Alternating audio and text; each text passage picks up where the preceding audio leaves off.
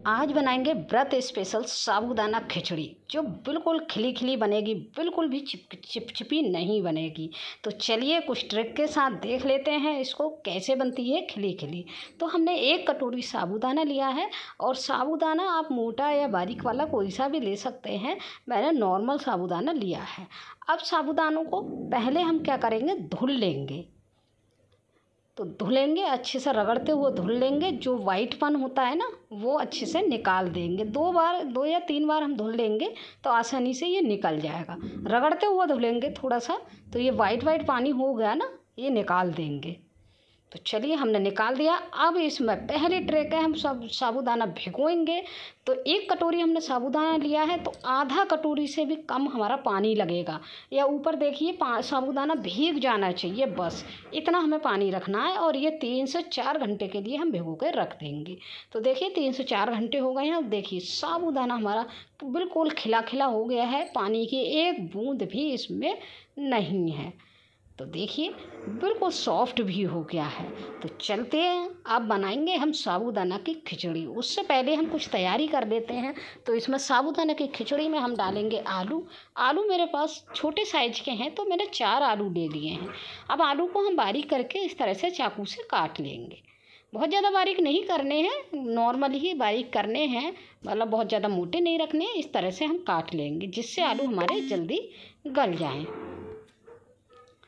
देखिए हमने आलू को काट लिया है। इसी तरह से हम सारे आलूओं को काट के तैयार कर लेंगे। तो आलू हमारे बहुत अच्छे से कट गए हैं और हम कुछ चीज़ें और डालेंगे तो उसकी भी हम कटिंग करेंगे। अभी हम आलू को काट कर रख देते हैं साइड में और हम डालेंगे 1 टमाटर। इसमें फ्लेवर भी अच्छा आएगा, टमाटर का थोड़ा खट्टापन भी आ जाएगा और देखने में भी खिचड़ी अच्छी लगेगी, तो खाने का भी मन करेगा। तो हम डाल लेते हैं, 1 ही टमाटर लिया है तो इस टमाटर को हम डाल देते हैं काट के। टमाटर को भी हम इस तरह से थोड़ा सा लंबाई में काट लेंगे तो देखने में अच्छा लगेगा।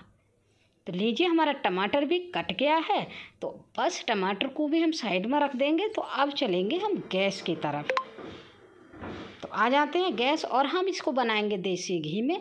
तो कढ़ाई में हम डाल देते हैं देसी घी और देसी घी जब हमारा मेल्ट हो जाएगा तो हम इसमें डालेंगे, पहले जीरा डालेंगे और जीरा के बाद हम डालेंगे साबुत हरी मिर्च जो हमने 4 ली हैं और कुछ हम बारीक कटी हुई हरी मिर्च भी डालेंगे।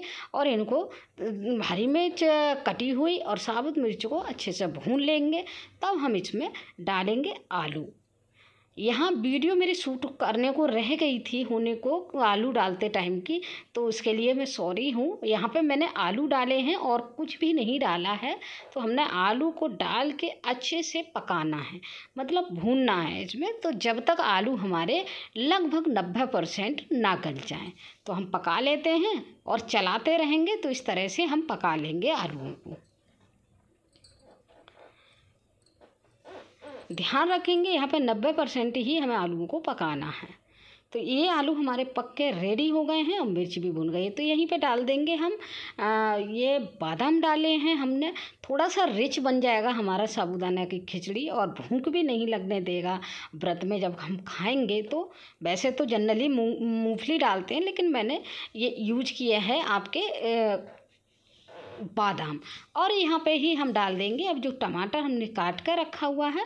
टमाटर इसी स्टेज पे डालना है, उससे पहले बिल्कुल भी नहीं डालना है। अब यहाँ पे डाल देंगे हम नमक। टमाटर डालने के बाद नमक डालेंगे तो जो हमारे आलू रह गए हैं ना थोड़े बहुत गलने को, वो भी यहाँ पे गल जाएंगे।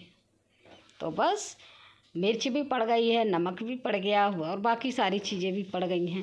तो इन आलूओं को अच्छे से और भून लेंगे थोड़ी देर। तो ये हमारी सारी चीज़ें पड़ गई हैं। अब लास्ट में हम डालेंगे जो साबूदाना हमने भिगो के रखा था।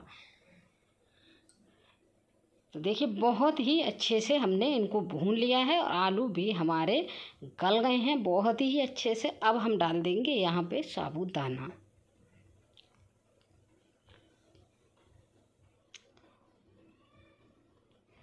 तो ले लेते हैं साबूदाना और यहाँ पे ही हम डाल देते हैं सारे साबूदाना को। और जब साबूदाना पकने का एक सीक्रेट है, कैसे पता लगेगी साबूदाना हमारा पक गया, तो इसको अच्छे से चलाते रहेंगे और ये साबूदाना ना बिल्कुल ट्रांसपेरेंट हो जाएगा। तो समझ लीजिएगा खिचड़ी हमारी बिल्कुल पक के तैयार हो गई है, बिल्कुल परफेक्ट रूप से बन गई है। तो इसको चलाते हुए, क्योंकि कढ़ाई में बहुत जल्दी लग जाता है ये साबूदाना, तो इसको चलाते हुए ही हम इसको यहाँ पे खिचड़ी को पकाएंगे। तो चलाते रहेंगे और इसको हम अच्छे से पकाते रहेंगे। इसको पकाने के लिए थोड़ी देर हम ढकेंगे, लगभग 1 मिनट के करीब हम ढक देंगे यहाँ पे। तो साबूदाना जो जल्दी हमारा ट्रांसपेरेंट हो जाएगा। ये हो गई हमारी तीसरी ट्रिक। तो हम थोड़ा ढक के पकाएंगे तो साबूदाना हमारा अच्छे से ट्रांसपेरेंट बहुत जल्दी हो जाएगा। देखिए तैयार हो गई ना बिल्कुल खिली खिली खिचड़ी, एक भी साबूदाना आपस में चिपक नहीं रहा है। तो यही खासियत होती है साबूदाना की खिचड़ी बनाने का। अगर चिपक रही है खिचड़ी आपकी तो परफेक्ट नहीं है। देखिए मेरी खिचड़ी आपको बिल्कुल परफेक्ट दिख रही है। कुछ लोग उबले हुए आलू में बना देते हैं, लेकिन कच्चे आलू के साथ बनाएंगे और इस तरह से भून के बनाएंगे ना तो बहुत ही टेस्टी लगती है ये साबूदाना की खिचड़ी। तो हमने इतनी देर में बातें भी कर ली और कुछ बता भी दिया, और ये खिचड़ी भी हमारी बिल्कुल ट्रांसपेरेंट हो गई है। आप देख पा रहे होंगे जब हमने साबूदाना डाला था तो कितनी वाइटनेस थी, और अब हमारा ट्रांसपेरेंट हो गया है बिल्कुल। साबूदाना की खिचड़ी जो है हमारी पक के बिल्कुल परफेक्ट रूप से तैयार हो गई है।